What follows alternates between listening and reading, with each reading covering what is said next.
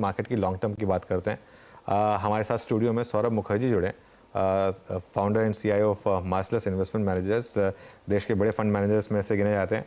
Saurabh ji, good morning. Good morning जी। पहले थोड़ा micro बात हो जाए। हाँ जी। आज आईटीसी और टाइटन में ज़बरदस्त री-रेटिंग है। टाइटन तो खैर आपके पोर्टफोलियो में भी है। हाँ जी। काफ़ी बड़ी पिक है आपकी। इन दो स्टॉक्स पर अब इंक्रीमेंटली क्या व्यू, क्या आप ऐड कर रहे हैं अपने पोर्टफोलियो में? देखिए, टाइटन की पोजीशन बरकरार रखा है हमने। लास्ट 2 महीने में जब समझ आया कि बजट की शेप किस प्रकार की होगी और इलेक्शन के नतीजे के बाद हमने टाटा कंज्यूमर भी लिया। सो नेस्ले था हमारे पास, टाटा कंज्यूमर लिया और येस्टरडे राइट्स इशू भी उनका आया। मेरे ख्याल से हम राइट्स इशू में सब्सक्राइब भी करेंगे। सो कंज्यूमर की जो कंजम्पशन की जो उछाल आएगी वो कुछ हद तक ऑलरेडी आ चुकी है। मेरे ख्याल से कुछ डेटा ऑलरेडी दिख रहा है। एंड एफएमसीजी स्टॉक्स के लिए आई थिंक अच्छा माहौल बनेगा। बरसात अच्छी रही बजट में, जैसे आपने कल देखा, अच्छी कंजम्पशन को बूस्ट रही। सो आईटीसी एंड लिकर स्टॉक से कुछ संकेत ऐसा मिलता है कि कंजम्पशन की कुछ उछाल शायद लेस देन आइडियल आइटम्स पे खर्चा होगा, बट सो बी इट। नहीं, लेस देन आइडियल तो खैर अपनी अपनी चॉइस है, उसमें जिसकी जो चॉइस है वो करे। लेकिन एफएमसीजी इंडेक्स में करीब 25% का मूव आया पिछले 4-5 महीनों में। क्या इंडिकेट कर रहा है, और क्या अब ये लीडरशिप लेने को तैयार है मार्केट की? देखिए, आई थिंक डायरेक्शनली हवा तो बदली है। इसका तो पूरा आई थिंक सबको एहसास हो रहा है कि इलेक्शन रिजल्ट्स काफ़ी करारे थे। To be fair to the government, election के बाद उन्होंने कई सारे डेटा सेट्स पब्लिश किए हैं FY 22 और 23 के। वो डेटा सेट्स पढ़ के जिस प्रकार से कंजम्पशन की धुलाई हुई लास्ट 2 साल में, आई थिंक वो धुलाई होना जस्ट मुमकिन नहीं है मेरे ख्याल से। अगर पॉलिटिकली वायबल रहना है इस करंट कॉन्स्ट्रक्ट को, कोalition गवर्नमेंट को होल्ड करना है, जिस प्रकार से कंजम्पशन की धुलाई हुई है लास्ट 2 साल, वो अनफीजिबल है। एंड देयरफॉर आई थिंक जो मार्केट जो आपको संकेत दे रहा है, जो आप कंजम्पशन एफएमसीजी के आप मूव की बात कर रहे हो, वो सजेस्ट कर रहा है कि कंजम्पशन बॉटम आउट कर चुका है। 20 ईयर लोज से कंजम्पशन अब ऊपर की तरफ जाएगा और शायद सरकारी कैपेक्स का जो कांटा है वो अब नीचे की तरफ जाएगा। इसमें मैं बस एक और मिसिंग पार्ट कंप्लीट करना चाहता हूँ। एशियन पेंट्स जो काफ़ी पेन झेली है जिसने पिछले 2-3 साल में, और अब बहुत लोगों का मानना है कि अब फाइनली उनकी शायद प्राइसिंग पावर ख़त्म हो चुकी है। पहली बार शायद एक डेकेड में ऐसा हुआ है कि जो उनकी प्राइस अर्निंग्स है उसने लैग किया इवन अर्निंग्स को। और मैं पढ़ रहा था कि सिर्फ 3% के टॉप लाइन ड्रॉप पे 25% तक का EBITDA ड्रॉप, तो क्लियरली यहाँ पर प्रेशर है। लेकिन आप क्या अभी भी इसमें फुल्ली इन्वेस्टेड हैं या ऐड कर रहे हैं यहाँ पर? हाँ जी, तो हमारा बहुत बड़ा पोजीशन है, 8-9% हमारी पोर्टफोलियो की होगी। सो देखना चाहिए किस लिए अर्निंग्स ड्रॉप हुई। सो अर्निंग्स इसलिए नहीं ड्रॉप हुई कि उनकी प्राइसिंग ड्रॉप हो गई। इन्होंने 18% से हेड काउंट बढ़ाया लास्ट ईयर, राइट। अब सोचिए, निफ्टी कंपनी 18% से हेड काउंट बढ़ाई, एनुअल रिपोर्ट से मैंने पढ़ा। ओके। सो कुछ तो चाल चलने वाले हैं ये लोग। अब वो क्या चाल चलेंगे उन्होंने मेरे को फ़ोन करके बताया। हाँ जी, 18% से पूरी वर्क फोर्स बढ़ाई है, सेल्स फोर्स नहीं, पूरी work force. 18 I haven't in my career seen a Nifty company grow head count by 18%, right. In a way सरकार को खुशी होगी एम्प्लॉयमेंट की क्रिएशन, राइट। तो कोई तो यहाँ पे गेम आने वाला है। वो गेम क्या है हम भी एक्चुअली समझने की कोशिश कर रहे हैं, अनुज। बट ये लोग स्ट्रैटेजी के राजा हैं। एंड इंटरेस्टिंगली इसके बावजूद 18% से हेड काउंट बढ़ाने के बावजूद और 20-25% से पेरोल बढ़ाने के बावजूद अमित सिंगले जी डटे हुए हैं कि 19-20% की EBITDA मार्जिन आएगी, right. And he is not a man who says these things lightly. बार बार उनसे पूछा गया 1Q रिजल्ट्स के बाद कि ऑपरेटिंग मार्जिन आपकी धसेगी या नहीं, and he is very clear कि ऑपरेटिंग मार्जिन पिटने नहीं वाली है। सो कुछ तो होने वाला है यहाँ पे। इस कंपनी की ऑपरेटिंग ट्रैक रिकॉर्ड लास्ट 40 साल में शानदार है। तो हम अभी भी लेके बैठे हैं। मैं काफ़ी इंट्रीग था कि 1Q रिजल्ट्स के बाद भी स्टॉक पिटी नहीं, and that's also an indication. दोनों क्वार्टर के बाद, पिछले क्वार्टर के बाद भी बहुत ज़्यादा नहीं गिरा, मतलब गिरने के बाद रिकवर हो गया। जैसे आप बोल रहे हो, अगर आप बजट पे वापस जाओ, अगर आप सारे हाउसिंग स्टिमुलस को ऐड करो, अलग अलग दिशा से, कुछ अर्बन को दिया, कुछ रूरल को दिया, मेरे ख्याल से PM आवास, अलग अलग हाउसिंग स्टिमुलाई को ऐड कर लो, करीबन 1 लाख करोड़ एक्स्ट्रा फेंका जाएगा हाउसिंग बिल्डिंग मटेरियल्स पे, कंस्ट्रक्शन मटेरियल्स पे। उसका कुछ हिस्सा तो पेंट पे जाएगा ही, और इस कंपनी के पास आधा पेंट का मार्केट है। सो कमाल का आई थिंक इंट्रीगिंग खेल चल रहा है, Birla opus versus Asian paints. और चेस के अलग अलग मूव्स चल रहे हैं बोर्ड पे। हम लोग बाहर से कुछ चेस के मूव्स देख रहे हैं और समझने की कोशिश कर रहे हैं आगे क्या होगा। ये क्या वो वाला चेस का मूव होगा, मतलब क्या विनर टेक्स ऑल होगा इसमें यहाँ पर? नहीं जी, आई थिंक इनफ जगह है जो इन्फॉर्मेटिव पेंट इंडस्ट्री का 1/3 हिस्सा अभी भी इनफॉर्मल है। छोटे छोटे पेंट कंपनी, अभी भी मेरे को आश्चर्य होता है। अगर मैं हाल ही में देहरादून गया, देहरादून में एक लीडिंग ब्रांड जिसका नाम हमने कभी मुंबई में सुना ही नहीं है, उस इलाके के, उत्तराखंड इलाके का लीडिंग ब्रांड है। तो ऐसे छोटे प्लेयर्स से आई थिंक मार्केट शेयर छीना जाएगा। कुछ हद तक बिरला ओपस करेगा, कुछ हद तक JSW करेगी, जेम पेंट्स करेगा, एशियन पेंट्स करेगी। वीरू को पता होगा शायद उसका नाम। मैं सेल्स फोर्स का शब्द मेरे जानते जहन में इसलिए आ गया क्योंकि मेरा मित्र जो है वो एशियन पेंट्स में, तो सेल्स फोर्स में है, दैट्स व्हाई आई एम। अच्छा, ये कंपनी वो है अनुज जिन्होंने मई 2020 में पहली बार सैलरी हाइक किया था। हाँ जी, कोविड के टाइम पे कोविड के इकलौती टाइम कंपनी जिन्होंने सैलरी हाइक की थी, मुझे याद है अच्छे से। बिल्कुल लंबा खेलते हैं, बड़ा खेलते हैं, आराम से खेलते हैं इनके साथ हम।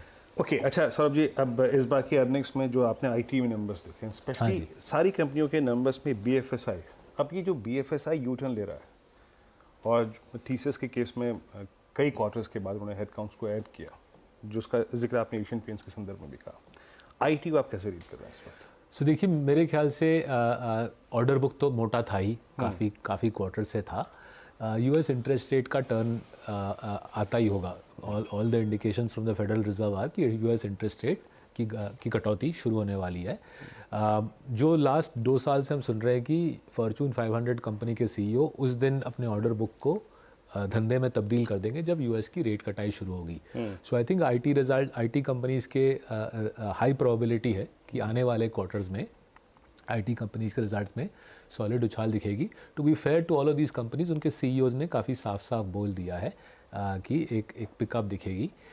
हमने पहली बार शायद मेरे करियर में हमने एक मिड टियर IT फर्म जोड़ा है हमारे पोर्टफोलियो में। कंपनी का नाम है कोफोर्ज। तो अच्छा। 1 महीने पहले से हमने कोफोर्ज में पोजीशन बनाना शुरू किया, क्योंकि हमने मिड टियर IT में देखा 6 साल से जो यहाँ के CEO हैं 6 साल से अच्छा काम कर रहे हैं।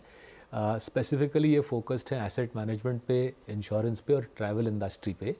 तीनों industries are pro cyclical and AI पे और क्लाउड पे इनकी स्पेसिफिक फोकस है।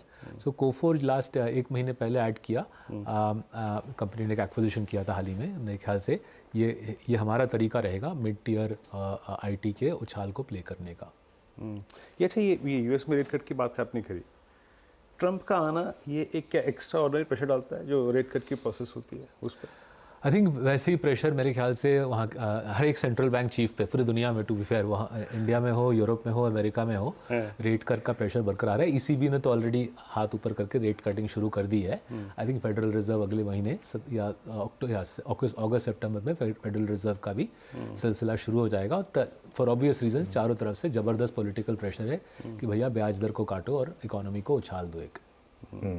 अच्छा, 2 और स्टॉक्स की बात करते हैं। एक दोनों बजाज ग्रुप से। हाँ जी, बजाज फाइनेंस और बजाज ऑटो, आई थिंक दोनों हैं शायद आपके पोर्टफोलियो। नहीं, हमारे पास सिर्फ बजाज फाइनेंस। बजाज फाइनेंस, जैसे बजाज फाइनेंस की बात करते हैं, क्या बहुत सीवियर अंडर परफॉर्मेंस अब हम देख रहे हैं कुछ लीडिंग स्टॉक्स में, जैसे बजाज फाइनेंस उनमें से एक है। कल के नंबर्स आए उसमें भी जो एनालिस्ट कम्युनिटी है उसने थोड़ा थम्स डाउन टाइप का ही दिया है। आज स्टॉक में प्रेशर है। आपने किस तरीके से देखा है इस स्टॉक को रिसेंटली? सो देखिए, लोन ग्रोथ में तो कोई त्रुटि है नहीं, ना तो इस क्वार्टर में है ना तो पिछले क्वार्टर में था। एंड रिमेंबर RBI के कुछ रिस्ट्रिक्शंस थे बजाज फाइनेंस के ऊपर करीब most of the quarter. I mean I think till pretty much the quarter ended जब RBI के रिस्ट्रिक्शंस हटाए गए। बिल्कुल। उसके बावजूद उन्होंने 30% लोन ग्रोथ दिखा दी। जहाँ पे एनालिस्ट कम्युनिटी को थोड़ी आशंका है इज़ कि नॉन परफॉर्मिंग एसेट्स थोड़े बढ़ गए हैं and as a result I think earnings growth 18-19% आई है। ऑनेस्टली गिवन बजाज फाइनेंस का track record, given Rajiv Jain का 16 साल का ट्रैक रिकॉर्ड, जहाँ पे स्टॉक कुछ आई थिंक 1500 गुना चला है, I wouldn't lose too much sleep about one quarter का प्रेशर ऑन अर्निंग्स। जो थोड़ा सा बारीकी से हम समझने की कोशिश कर रहे हैं सारे लेंडर्स के लिए कि निम प्रेशर बजाज पे भी आपने देखा है इस रिजल्ट्स में, निम प्रेशर किस हद तक आगे चलता रहेगा। HDFC बैंक इंटरेस्टिंगली निम नहीं टूटा। HDFC बैंक निम एक्चुअली इम्प्रूव हुई, बट वो आई थिंक एक्सेप्शनल बैंक है, एक्सेप्शनल लेंडर है। अगर इंटरेस्ट रेट्स की कटौती शुरू हो गई तो ये निम प्रेशर कुछ हद तक मेरे ख्याल से रिलीज़ होगा। अगर नहीं कटौती शुरू हुई, लिक्विडिटी का सिचुएशन टाइट रहा, तो मेरे ख्याल से given the softness in the economy, lenders को शायद थोड़ा सैक्रिफाइस लेना पड़े अपने निम में to keep the growth engines running. So more than NPA, NIM पे थोड़ा नज़र रख रहे हैं, लिक्विडिटी पे थोड़ा नज़र रख रहे हैं और रेट साइकिल पे थोड़ा नज़र रख रहे हैं। ओके अच्छा सौरभ जी, आप HNIs का करीब 10,000 करोड़ मैनेज करते हैं। इस समय आप कोई फ्रेश इन्वेस्टमेंट कर रहे हैं, कोई आपने फ्रेश इन्वेस्टमेंट किया है रिसेंटली जिसके बारे में आप बात करना चाहें? सो देखिए, हमने जिस दिन इलेक्शन पूरे साइकिल को काफ़ी क्लोजली फॉलो कर रहे थे, काफ़ी ट्रैवल कर रहे थे और हमको मोटा मोटी समझ आ गया था किस तरफ हवा चल रही है। सो हमने थ्रू मार्च अप्रैल में रूरल ओरिएंटेड स्टॉक्स पे पोजीशन बनाना है। सो आयशर मोटर्स पे पोजीशन बनाया, गोदरेज एग्रोवेट पे काफ़ी बड़ा पोजीशन बनाया।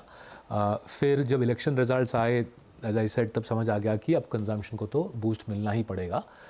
इसलिए टाटा कंज्यूमर पे हमने 1 महीने पहले से पोजीशन बनाना शुरू कर दिया।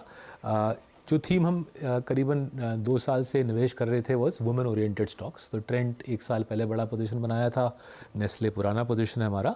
और लास्टली पीएम आवास, वी ऑलवेज फेल्ट पीएम आवास एक ज़बरदस्त स्कीम है।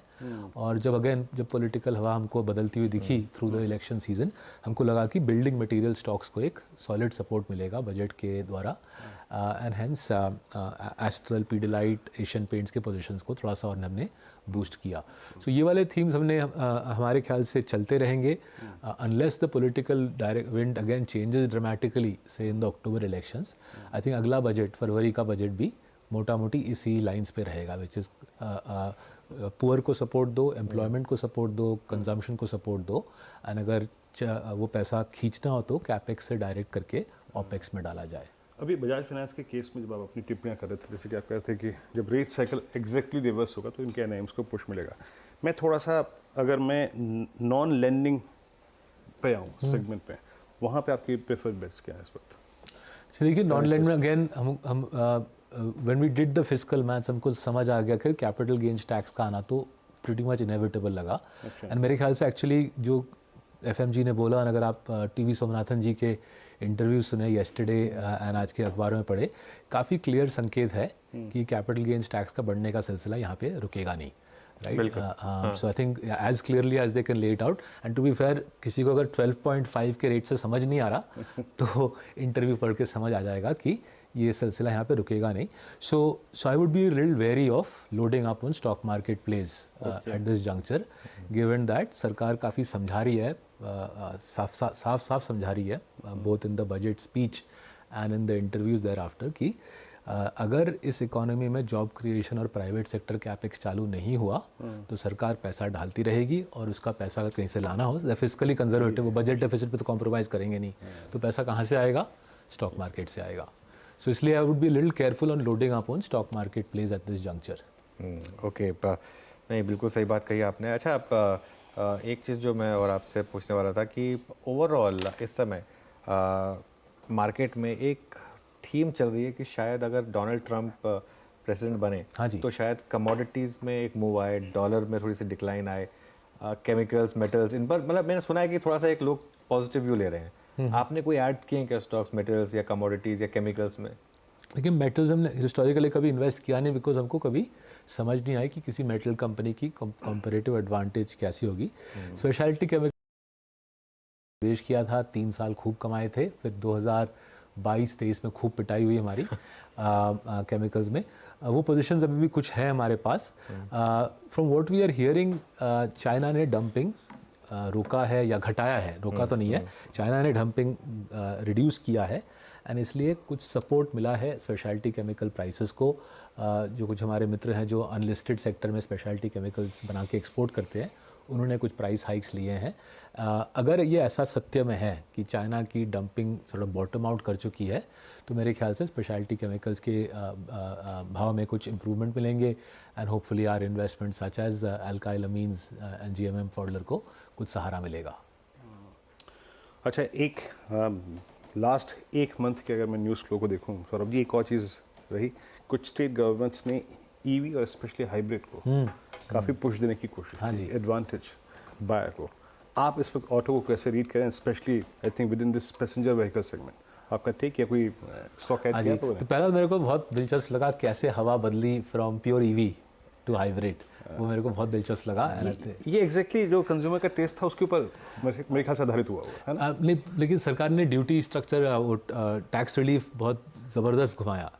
Till a year ago I think hybrid पे कोई सोच भी नहीं रहा था। हाँ कोई रिलीफ भी नहीं प्राप्त थी। अच्छा, ये आप मानते हैं ये उस वक्त मारुति की दूरदर्शिता थी कि उन्होंने तब भी हाइब्रिड पे फोकस किया है? तो आई थिंक मारुति या बोले या टोयोटा बोले एट अ ग्लोबल लेवल। सो मेरे को काफ़ी दिलचस्प लगा कि टिल एक करीबन 1 साल पहले पूरा टैक्स स्ट्रक्चर एंड पूरा सरकार का इंसेंटिव स्ट्रक्चर ईवी के पक्ष में था, हाइब्रिड के विपक्ष में था अगर ऐसे बोले तो। और अभी वो हवा बदल गई है एंड जाहिर है मारुति को फ़ायदा रहेगा इसका। We don't own Maruti in the portfolio but have to say office में काफ़ी बातचीत चली लास्ट 1 साल इस मुद्दे पे कि हवा मारुति के पक्ष में है, हाइब्रिड के पक्ष में है। एंड आई थिंक आप ठीक बोल रहे हो कुछ हद तक। अगर हमारे देश में ईवी इंफ्रास्ट्रक्चर उतनी फटाफट बनेगी नहीं, जो सब बैटरी चार्जिंग इंफ्रास्ट्रक्चर है, तो it does make sense from a buyers perspective कि बायर बोले कि मैं हाइब्रिड लेता हूँ, अगर बैटरी ख़त्म हो जाए I switch to conventional fuel. So उस नज़रिए से देखें तो अनलेस कुछ रैपिड तरीके से ईवी का चार्जिंग स्ट्रक्चर का रोल आउट हो, हाइब्रिड का इंडिया में आगे चल के बड़ा बनना is a logical construct. That being said, हमने ट्यूब इन्वेस्टमेंट्स में दबा के इन्वेस्टमेंट किया है। One of the reasons we like Tube is उनके जो ईवी के 4 प्लेज हैं, EV 3 wheeler, EV light truck, EV heavy truck and EV tractor. हमको वो कॉन्स्ट्रक्ट पसंद है and we are hoping out of the say 4 plays that they have made on EV, hopefully if 2 work out we can make significant amount of money from हमारा Tube Investments का निवेश। तो EV बड़ा बनेगा India में, इसकी तो कोई दो राय नहीं है। कार्स में 4 व्हीलर्स में direction of travel seems to be hybrid पहले फिर ईवी, बट 2 व्हीलर्स और 3 व्हीलर्स में लग रहा है कि फटाफट हम ईवी की तरफ चले जाएंगे। ओके सर, बहुत बहुत शुक्रिया आज हमारे साथ। जस्ट एक क्विक डिस्क्लेमर, इन सारे स्टॉक्स में मेरा निवेश है, मेरे माँ बाप का निवेश है और हमारे 7,000 क्लाइंट्स का निवेश है। वो आपका स्टैंडर्ड डिस्क्लेमर ठीक है, देना पड़ता है, देना भी चाहिए। हमें रट गया है वैसे अब। Thank you so much. बिल्कुल देना पड़ता है। चलिए अब थोड़ा आगे बढ़ते हैं और कुछ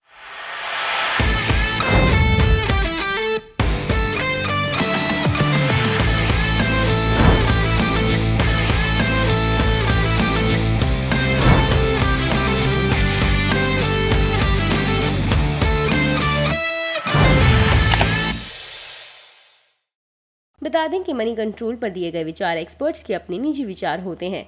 वेबसाइट या मैनेजमेंट इसके लिए उत्तरदायी नहीं है। यूजर्स को मनी कंट्रोल की सलाह है कि कोई भी निवेश निर्णय लेने से पहले सर्टिफाइड एक्सपर्ट की सलाह लें।